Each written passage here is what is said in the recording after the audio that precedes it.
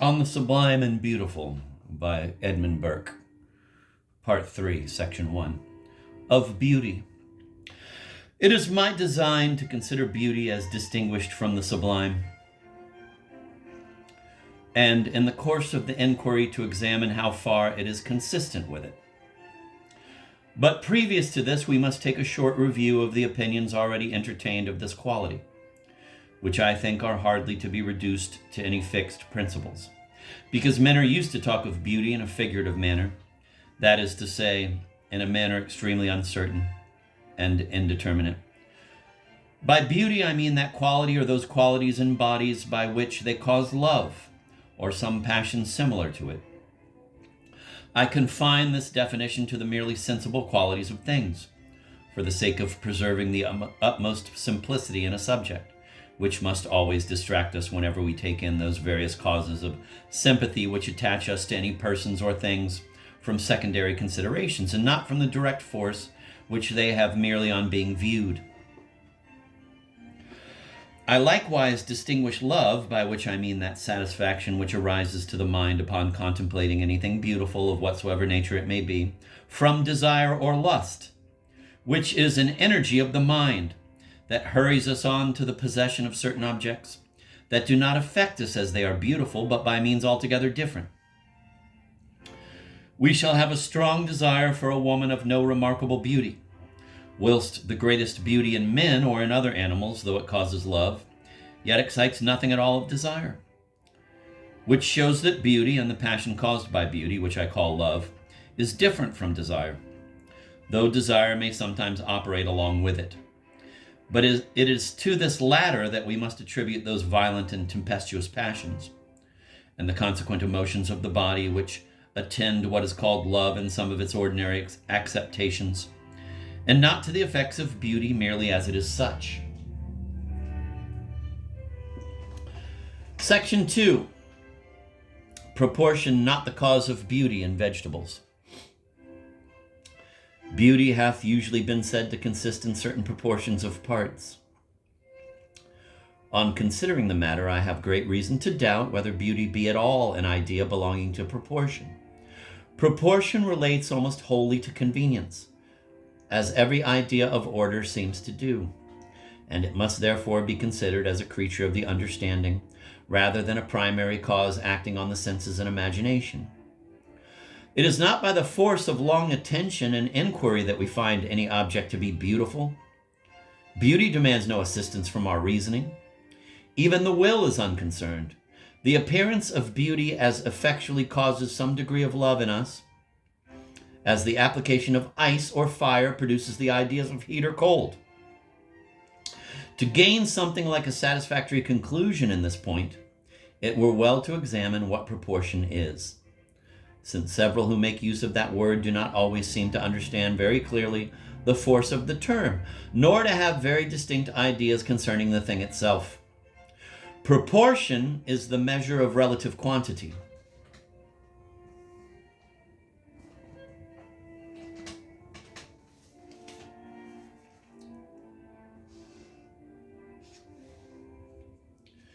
Since all quantity is divisible, it is evident that every distinct part into which any quantity is divided must bear some relation to the other parts or to the whole.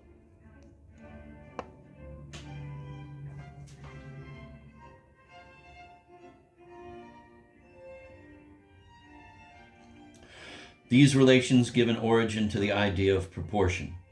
They are discovered by mensuration, and they are the objects of mathematical inquiry.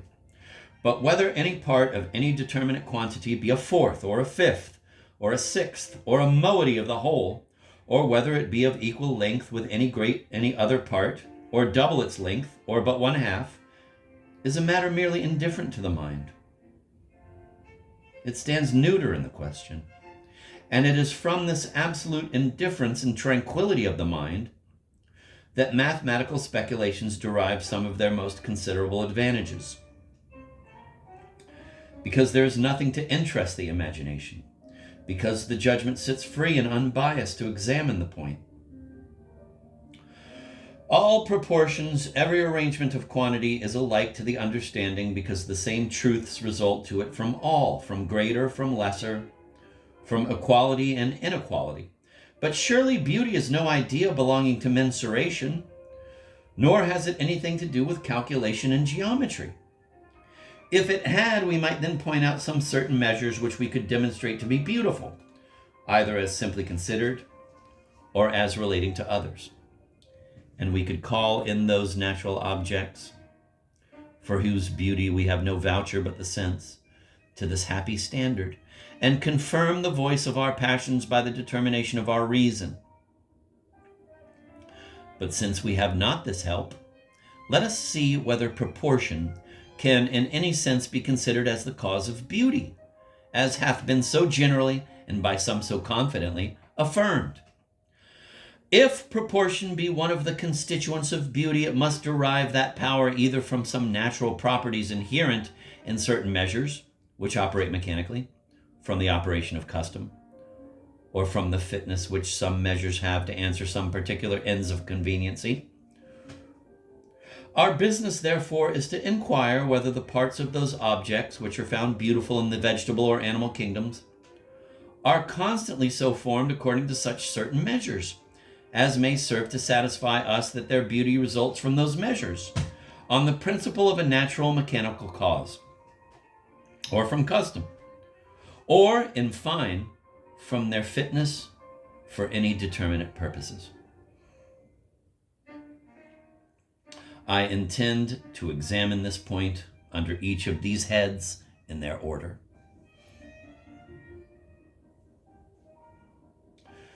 But before I proceed further, I hope it will not be thought amiss if I lay down the rules which governed me in this inquiry, and which have misled me in it, if I have gone astray.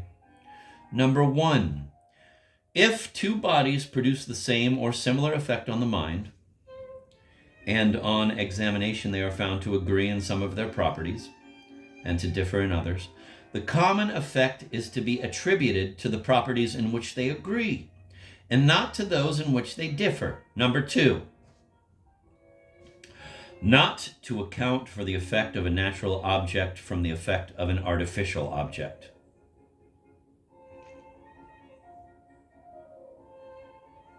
Number 3, not to account for the effect of any natural object from a conclusion of our reason concerning its uses, if a natural cause may be assigned. Number 4, not to admit any determinate quantity or any relation of quantity as the cause of a certain effect, if the effect is produced by different or opposite measures and relations, or if these measures and relations may exist and yet the effect may not be produced. These are the rules which I have chiefly followed, whilst I examined into the power of proportion considered as a natural cause. And these, if he thinks them just, I request the reader to carry with him throughout the following discussion. Whilst we inquire in the first place in what things we find this quality of beauty, next, to see whether in these we can find any assignable proportions, in such a manner as ought to convince us that our idea of beauty results from them. We shall consider this pleasing power as it appears in vegetables, in the inferior animals, and in man.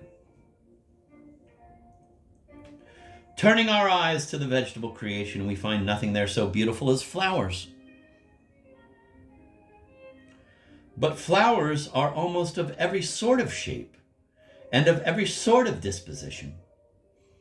They are turned and fashioned into an infinite variety of forms, and from these forms botanists have given them their names, which are almost as various.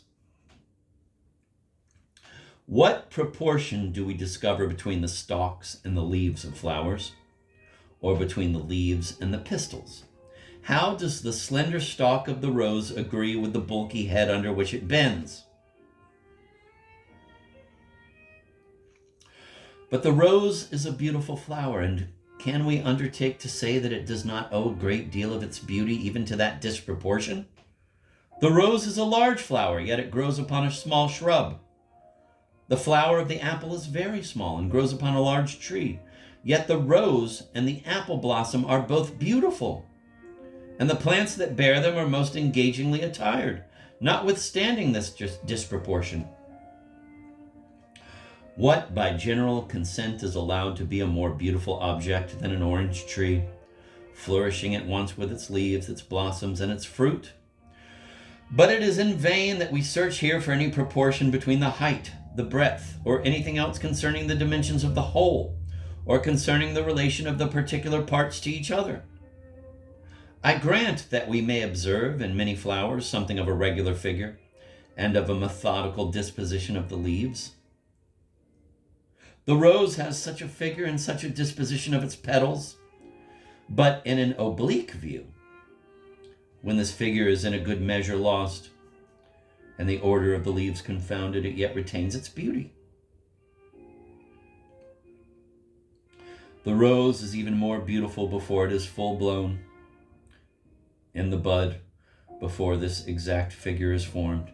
And this is not the only instance wherein method and exactness, the soul of proportion, are found rather prejudicial than serviceable to the cause of beauty. Section 3. Proportion not the cause of beauty in animals.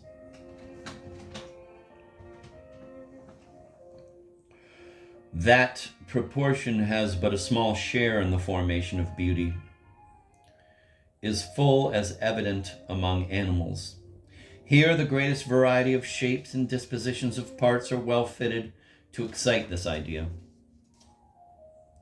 The swan, confessedly a beautiful bird, has a neck longer than the rest of his body, and but a very short tail. Is this a beautiful proportion?